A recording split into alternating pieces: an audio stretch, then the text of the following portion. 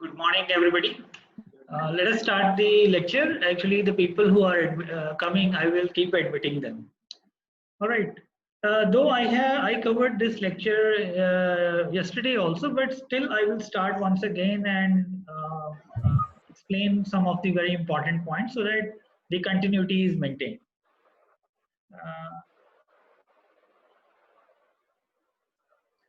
The obvious reasons of teaching and studying digital signal processing is that it is being used in every area of science and engineering. I have mentioned a few. Yesterday also I spoke with the advent of the low-cost DSP processors and with the advancement in the digital signal, with the advancement in the fabrication technologies, it has been possible to manufacture some complex DSP chips which can be used to implement these algorithms. But these are very general motivational points to be noted for DSP. But let us come to the actual system. Yesterday also I explained you that in a traditional analog processing system, you have input signal, let us ST. When it passes through the channel, it is corrupted by noise. And noisy signal, if I call it XT, and at the output, I must get the original signal back. And in between the input and the output, there takes place some kind of processing, which may involve low pass filtering or any kind of other signal processing application. But the problem with this kind of system is that once the because this system becomes very complex as the requirements increase. Right. So the counterpart to analog signal processing is the digital signal processing system. These are the basic blocks of a DSP system in which you have to start with an anti-aliasing filter. This filter is required to band limit the signal because the sampling theorem says that if let us say the maximum frequency component in a signal is f, then the sampling frequency has to be at least twice, right? But in a particular input signal, the frequency can be very large, so we will have to band limit the signal so that the maximum frequency component can be limited to a certain value for which the processing can be done. So to band limit this input signal, we use a low pass filter here, which we call as the anti-aliasing filter, right? The important term is that to band limit this signal. Now after that, signal is applied to the A to D converter. The A to D converter converts the analog signal to the digital domain. Then each chip performs some kind of algorithmic process on the digital signal domain. And after the processing and everything is done, please mute your microphones.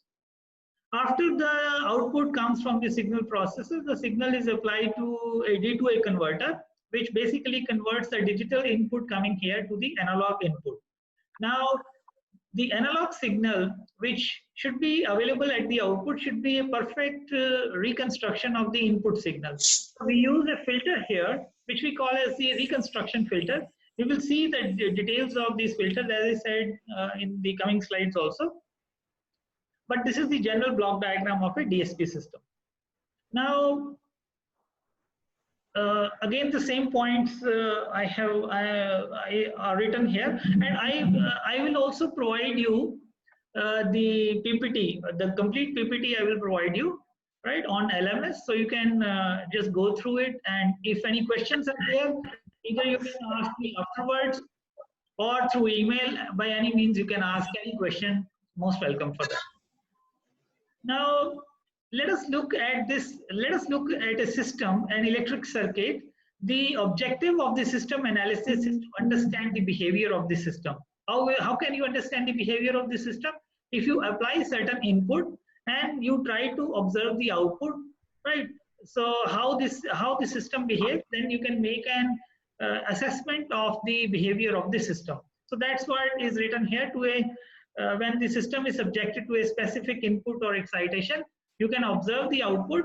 That's basically what we call as the analysis of the systems. Again, the same point, input is fed to the system and we observe the output, right?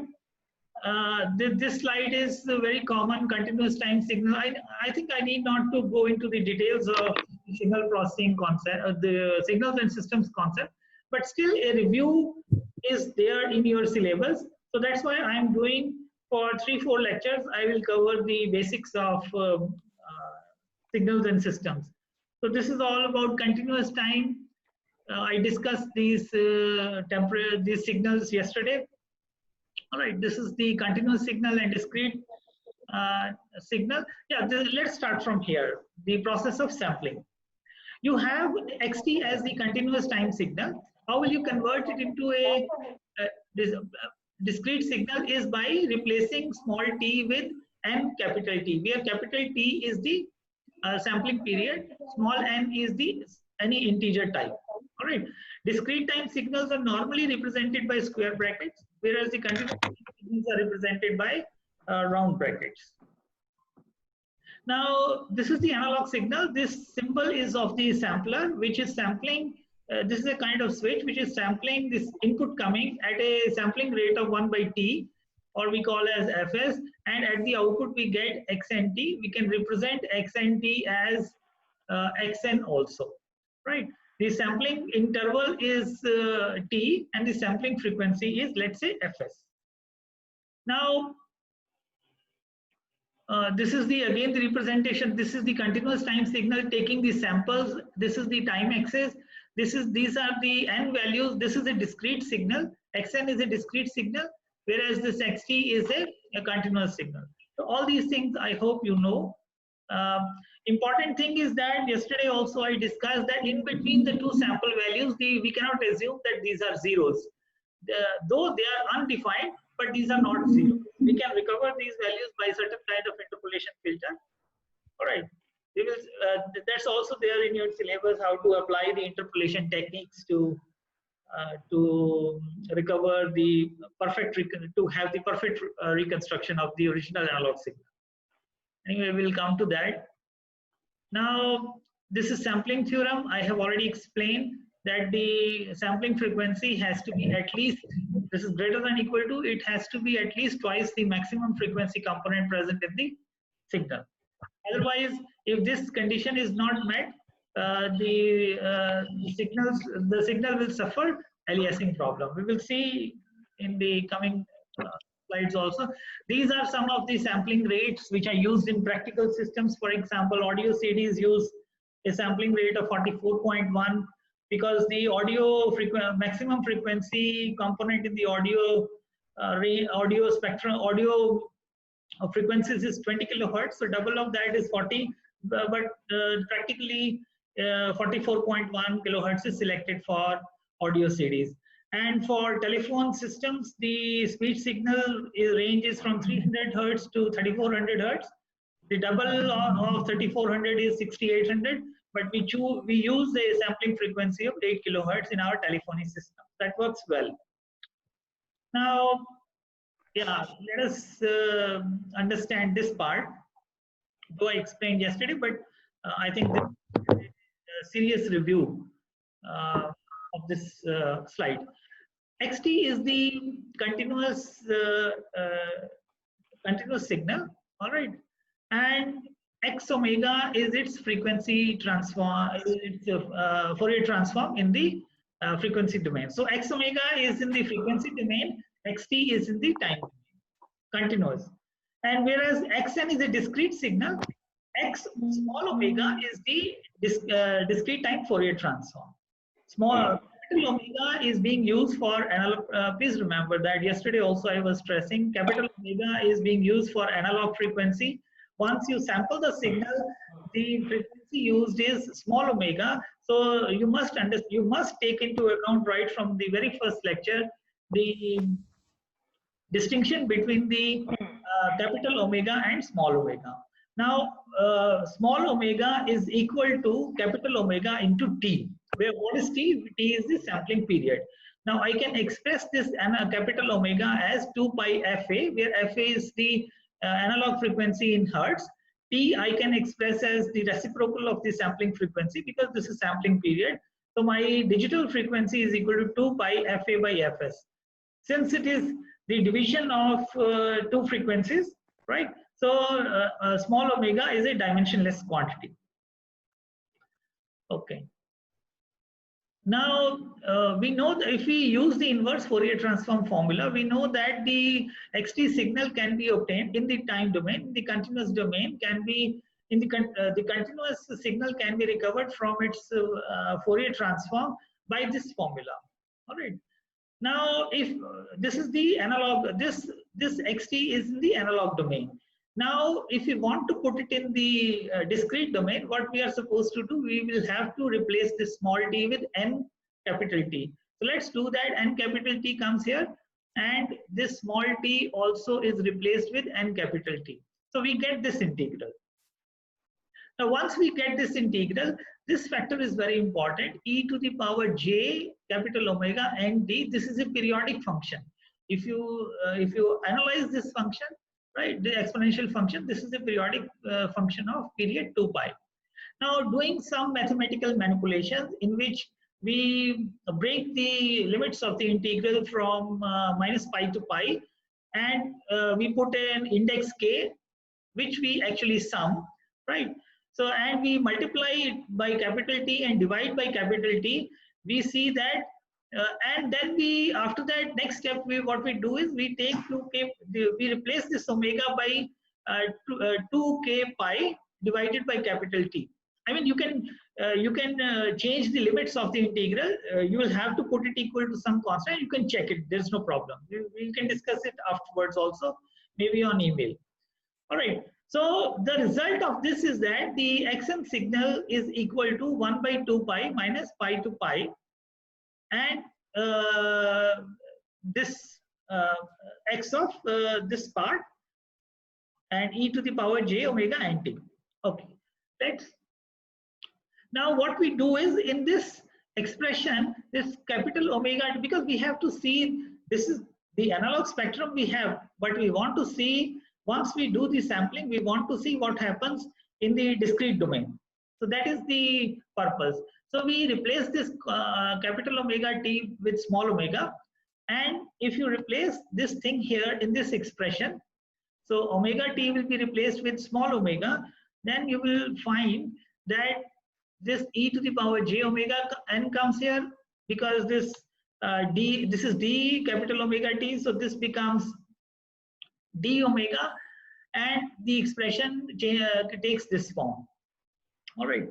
Now this is what is this? This is the discrete time signal obtained from the continuous obtained by the this is a relationship between the discrete time signal with the with its continuous time signal. All right.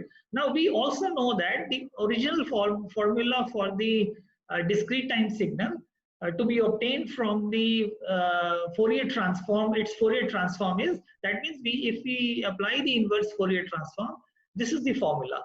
If you compare equation number 3 with equation number 2, what you get is x omega is equal to this x of course the sigma part will also come 1 over t sigma k going from minus infinity to infinity, and this factor.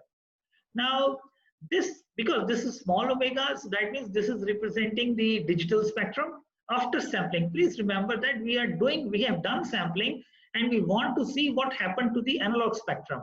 So this is the spectrum, digital spectrum obtained. This x omega corresponds to the analog spectrum, and this factor says that digital spectrum is actually the analog spectrum, but it is repeating with period of 2 pi. Continuously repeating from minus infinity to infinity with a period of 2 pi. Let's see that. Let's take first case when the frequency response is 0 beyond minus pi by t on the negative side, and beyond pi by t on the positive side. If this is the case, then what will happen is that, and if we do the sampling, the digital spectrum will be same as the analog spectrum, but it will repeat from beyond minus pi to pi, if you go beyond pi with a period of 2 pi, the spectrum will continuously repeating. And you see that here there is no overlap between the two digital spectra, this spectra and this spectra. So that means there is no aliasing. Why aliasing is not there? Because x capital omega is 0 beyond this range. What is pi by t? Pi by t is actually fs by 2. How will you get how will you get this relation from here? Now this is 2 pi fa by fs, right? Now if I put small omega as pi, what you get, fa will be equal to fs by 2. And if I put small omega as 2 pi, what is my fa? Fa is equal to fs. So that's what is shown here. This is pi by t. This is on the analog frequency domain, and this corresponds to pi in the digital frequency, right? So analog frequency in terms of capital omega, if it is pi by capital T, it is actually pi in the digital domain, and it is also equal to fs by 2. Frequency of 2 pi in the digital domain is actually fs in the analog domain. There is no aliasing since the Nyquist condition is met here. Now let us take the, okay, this is this capital omega pi by t actually corresponds to omega equal to pi, or f is equal to fs by 2. I have already explained this. The digital spectrum is the same as the original analog spectrum, but it repeats at multiples of the sampling frequency, fs. I said in my previous line when I spoke, the digital spectrum is repeating with a period of 2 pi. So now here I am writing multiples of the sampling frequency fs. The sampling frequency of fs actually corresponds to 2 pi in the digital domain. All right. So you must understand this relationship between the analog frequency signal. Once it is sampled, you get a digital signal, right? And when you take its Fourier transform, you get its spectra, but the spectra will repeat. It is actually the analog spectrum, but the analog spectrum will repeat with a period of 2 pi. So the same signal, whatever is the digital signal in the range from minus pi to pi, the same signal will be repeating throughout the axis. All right. Now this condition here shows that if the analog frequency is not 0 beyond this minus pi by capital T and beyond this pi by capital T. Now that means because we know that the digital spectrum will be the same as the analog spectrum. So this spectrum comes from minus 3 pi by 2 to 3 pi by 2 because it is extended spectrum we will get. And we will also get the multiple copies. So another copy we obtained, another copy this side, and another copy will be going from minus infinity to infinity. And what you see here is that the frequencies, the higher frequencies, right? This region, the higher frequencies will actually, in this spectrum corresponds to higher frequencies. The higher frequencies will interfere into the lower frequencies. The technical term we use as the higher frequencies will fold over into the baseband or the low frequencies. So this point is known as the folding frequency. So at this point, there is a fold over of the higher analog frequencies into the lower frequencies. This is what exactly is the aliasing problem. All right, the higher frequencies will fold over and will try to interfere with the lower frequencies if the sampling condition is not met. Now let us define the sampling condition. Sampling condition says that the aliasing can only be avoided if the analog signal is band limited. If you remember, I showed you in the block diagram of the DSP system, in which I showed you the anti-aliasing filter. The first block is the anti-aliasing filter that is used to band limit the input signal. That means we want to restrict the maximum frequency component in the analog signal. Now, if it is if this condition has to be met actually. That means the analog spectrum has to be 0 beyond minus pi by t on the negative side and plus pi by t on the positive axis. All right, so that's this condition. And further we can replace this pi by t as fs by 2 and so on. I have already discussed. And the minimum sampling frequency for which equation 4 holds. Now let's see what is the equation 4. The equation 4 is this equation. Now this equation will hold for a certain minimum frequency, and that frequency we will call as the Nyquist frequency. All right. Now let us, so this is all about the sampling and sampling done. Sampling operation, how do you do sampling? You have to replace small t with n capital T. How do you, what is the, once you do the sampling, how the digital, in the digital domain, how the spectrum behaves. We have already seen that the digital spectra will be exactly the same as the analog spectrum, but the digital spectrum will repeat. That analog portion of the spectrum will repeat with a period of 2 pi. All right. So that completes the sampling part. Now let us look at some basic signals. I know that you all know about these signals, but let us quickly go through these signals. This is a unit step function. It is 1 for t greater than or equal to 0. It is 0 for t less than 0. A continuous time unit step function. Note that the unit step, of course, there is a discontinuity at t equal to 0. So once there is a discontinuity, it is not differentiable at t equal to 0. All right. So, but it is continuous at t equal to 0. That's why this signal is a continuous signal. At t equal to 0, it is continuous, but it is not differentiable. And how do you get its sampled version? You have to replace this t by t equal to, and this is the standard practice. In any analog signal, if you want to get the discrete signal, you will have to replace small t with n capital. So this is the discrete time unit step function, where for all n values greater than or equal to 0, it is 1, and for n less than 0, it is 0. This is the graphical representation of the signal.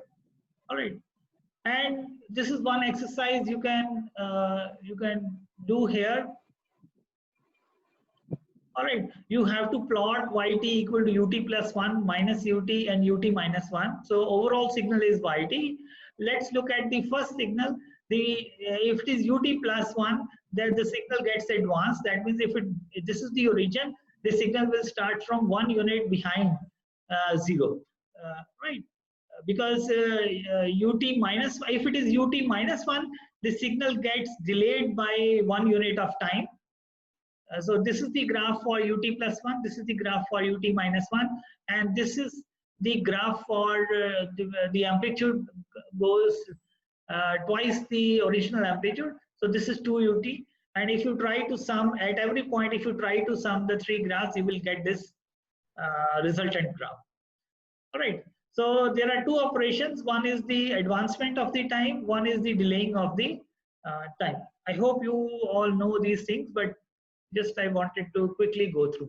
Now this is one Matlab script, because in your labs you will have to do some.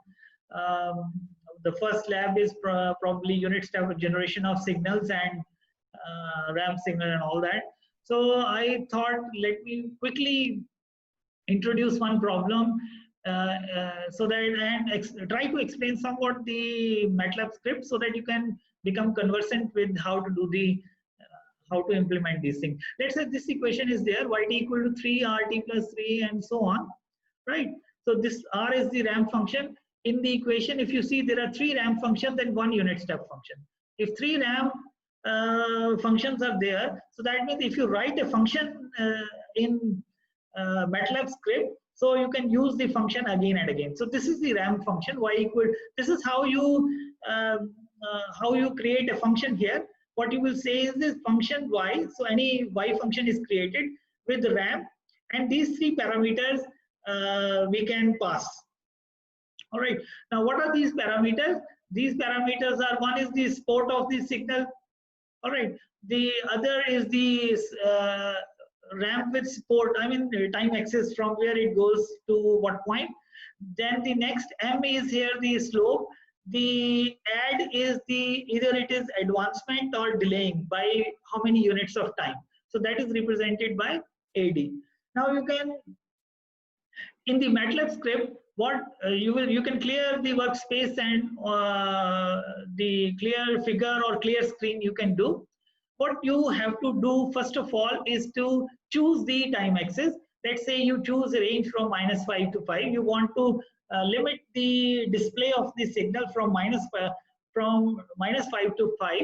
All right, and you need to get the steps from -5 to 5, and the step size is 0.01. That's how you. This is small t. This is the time vector. The time vector will create points from -5 to 5 with a step size of 0.01. All right, so that we call as the support of the signal. The slope, you know, the advancement and delay, that will depend on what is the equation, right? Now you create a ramp function. So function y equal to ramp, right? These are the parameters to be passed, right? So we can say that this is how we define the ramp function. N equal to length t, we get the length of we get a vector capital N, which will actually be equal to the number of steps from this in this support. All right, then we create a vector y with all zeros, and we will vary I from 1 to n. We will write the equation of the straight line, because this is the ramp function, depending on the add. So you can create your own logic to implement +3 or -3, right? This is one logic I have. So this is how you can define the ramp function. And here you can, here I have explained how to define the unit step function. So unit step function will have the support, what is the time axis, and the by how much it has to be advanced, because there will not be any slope. All right, and same procedure is used. You apply, the signal has to be 1 beyond 0, right? And so you can, I hope you can write any logic. The point is that you will create a unit step function, you will create a ramp function, and then you can, based on these 3 equations, you can call the ramp function or the unit step function and implement y equal to these 4 parts, and you can plot the signal. All right, you try to run this Matlab script and understand it. If you find any problem, you can always ask. Now if you, and this you can verify, I have verified the expression given analytically also for various values of t. So you can go through it and you will see that you will get this graph for this equation. You can plot this graph using Matlab. Now in Matlab we use plot function for plotting continuous signals, and stem function, we will cover that part in the next slide, stem function for discrete signals. All right, please go through the script. If you find any problems at all, you can call me, email me, discuss, no problem with that. Now this is, let's come to the discrete domain now. This is yn. Now how the un signal is represented? Un is represented like this. The x-axis contains n. These are the amplitude values. This will be 0. At 0 it is 1, and beyond also it is 1.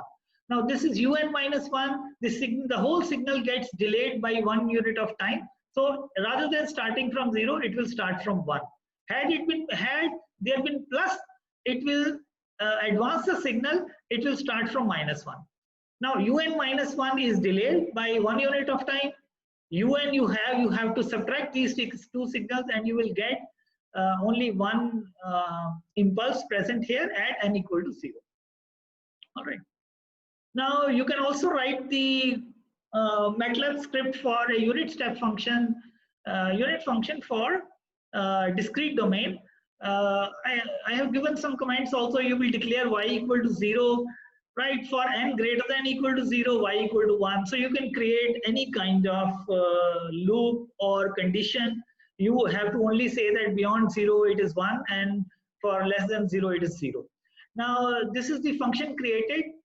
Y equal function y is created, step function, and the parameter to be passed is n. Right. Now in the main function, what you will do, you will call this function and you will plot this function for stem command will be used for plotting the discrete signal. This n, the first argument is the x-axis. The second argument will be there on the y-axis, and you can hold on will actually hold the present graph. And this for loop will go from -5 to 5, right, along the x-axis, your time interval. It will iterate through -5 to 5, and then you can define the axis and so on. All right, so you can plot the discrete signal.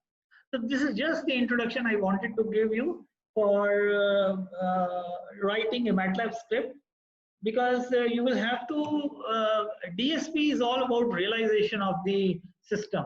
It is not about studying only the mathematics. You can study mathematics. It is important to understand maths. Only then you can write the Matlab code. But the important thing is that you should be able to realize through Matlab or Python or C. You must be able to write the programs and realize the system.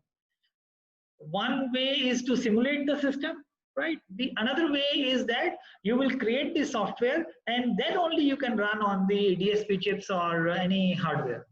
All right, so you will, DSP I think has two parts. One is understanding maths, very important. If you don't understand the maths, you can't write a program. And then you must be able to realize the system on software, either at least for a UG student or at the student level. You will have to understand the simulation, at least through simulation, if not through hardware implementation. All right. Okay. So this is about the systems. Earlier part was about the signals, right? About the systems, if you feed an continuous signal, you will get a continuous time signal at the output, right? If you feed, if you excite the system with the discrete signal, you will get discrete output. This is important. You must be thinking that why I am showing these slides, right? So this is in these slides I want to make the point. An important mathematical distinction you must understand. An important mathematical distinction between continuous time and discrete time systems is the fact that the continuous time systems are represented by differential equations, whereas the discrete time systems are represented by what we call as the difference equation. All right, continuous time differential equations, discrete time by difference equation. Let's take an example of the previous circuit that I showed you. It is the input voltage, and this is a standard RC circuit. All right, various representations of the current and voltage at the output are there. And if you want to write an equation for this system, you can put the whole system in the form of a differential equation, and this is the differential equation, right? Now what we have to do, this is in the continuous domain. So let us try to see how can you obtain a difference equation from the differential equation. Now let's see this DVC, this differential factor first. This is my continuous domain differential factor. I have to sample it. How will I sample? I have to replace t equal to nt. So I can write Vc n capital T minus Vc nt minus t, because it is the differential of the the values of Vc at two sampling instants. All right. So I can say this is Vc nt minus Vc nt minus capital T. So one instant difference is there, and of course dt is also the differential of the time. But what is the differential of the time between two samples? Is capital T, right? So I can convert this differential part of this equation into into this kind of expression. Getting this expression is as I have explained, you get this expression. This is known as backward Euler approximation. And we have to assume that capital T is sufficiently small. And the same thing I have shown here. These are the voltage values. This is the differential of two sampling instants, VC and minus VC, but VC at n capital T and VC at NT minus capital T. This point is NT minus T, this point is NT. And this is the time difference. All right. Now, if you apply the backward Euler approximation, then you can replace the differential component in the differential equation with this component. And you get the value of VCN here. You get this value. Excuse me, no, please. You can please mute your microphones. Now, if you extract VC from here, if you signal system. Hello, no talking here, please. This is just distracting my mind, please. VCN is the output at the present instant. VC output at the previous instant. So that the output at the present instant. And this is the previous output. If you express this in terms of VCN, you can express it in terms of VCN minus 1 and EN. EN is what? EN is the input signal. This is the VCN minus 1 is the output signal, but previous output. This is the present output, right? So this is known as the difference equation. Expressing the signal in values or in arguments of n or n minus 1 or n minus 2 and so on, rather than differential equation, this type of equation, once we apply the backward Euler approximation, the differential equation becomes the difference equation. All right. So this is important. Continuous time systems are represented by differential equations, whereas discrete time systems are represented by difference equations. Now this is the same thing. For example, xt is continuous time signal given by EAT. This is the signal. If I have to sample it, I have already explained the small t has to be replaced with n capital T. So this is the analog domain. This is the discrete. Various examples are given. This is one more signal, but this small t, if it is replaced with n capital T, you will get the signal in the discrete domain. And this is another example, right? This example says me if xt is a cos omega a t, this is my continuous signal where omega a is the analog frequency. If I sample it, all right, and sampling means I have to replace this small t with n capital T. So I do the same thing here. Now I will replace this omega a, capital omega a, with 2 pi fa. This capital T is replaced by 1 over fs, which is the sampling frequency, because capital T is the sampling period. Now, if I adjust the parameter, it becomes a cos 2 pi fa by fs into n.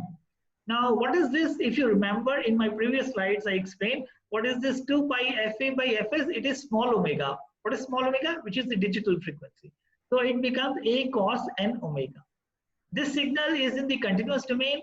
This signal is in the discrete domain. All right. And I have mentioned the various parameters. Now, this is the kind of exercise where you'll have to convert the continuous signal to the discrete signal by replacing small t with n capital T. Now, let's look. Okay. Now, there is a class of signals which are known as the periodic signals. An important class of signals is the periodic signals.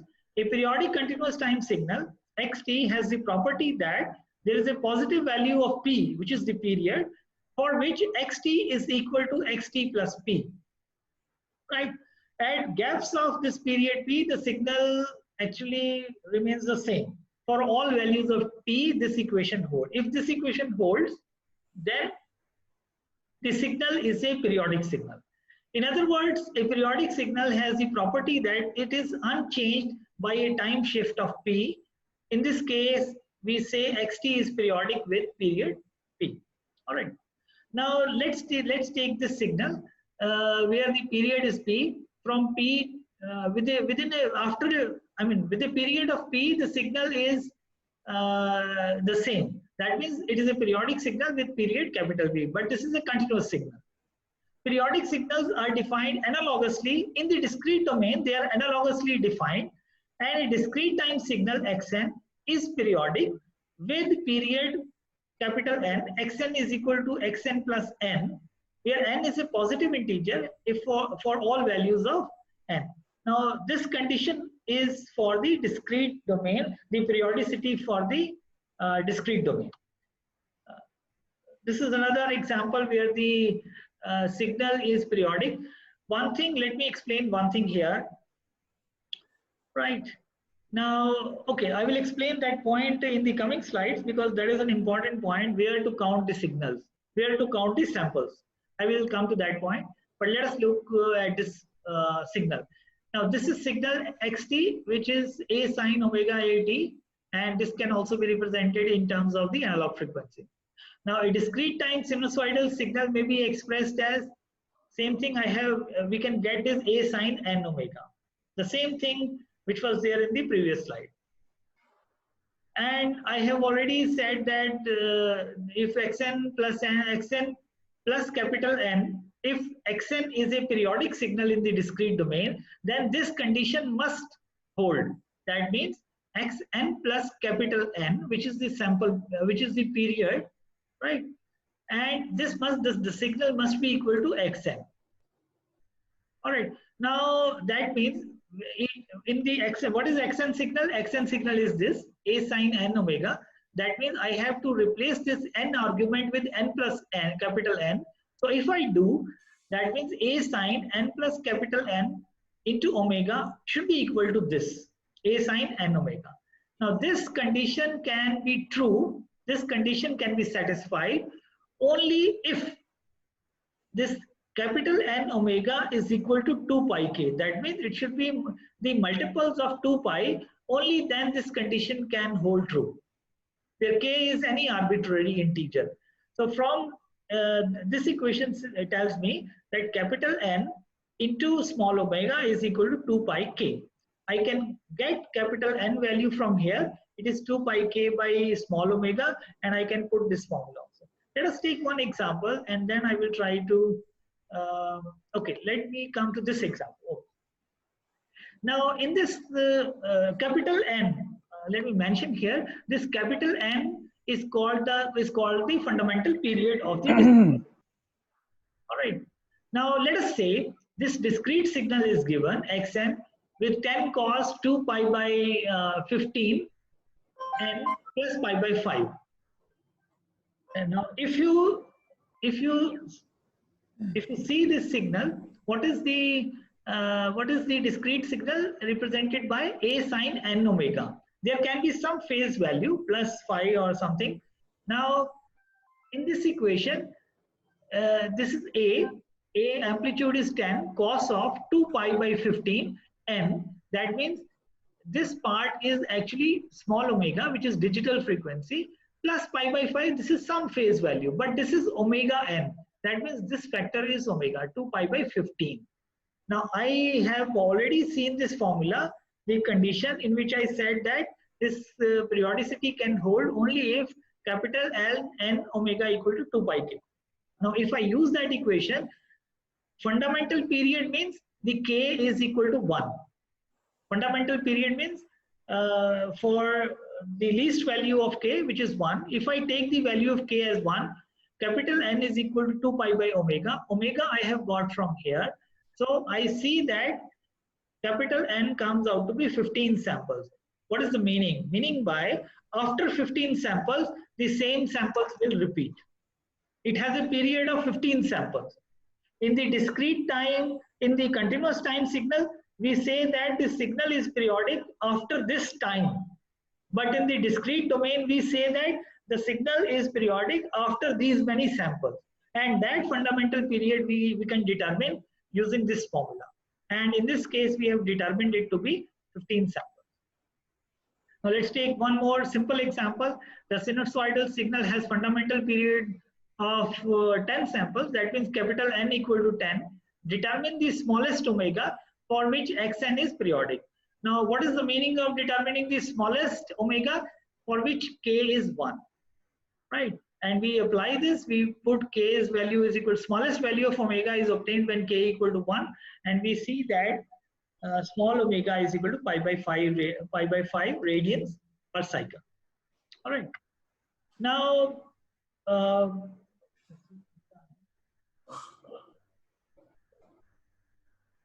okay. So I think we can cover the rest of the signals in the next lecture. Up to here, up to the previous slides, I will post the slides on LMS. You can have the slides there. And I will keep posting the slides after every lecture. All right. So thank you for being a participant. Thank you so much. So,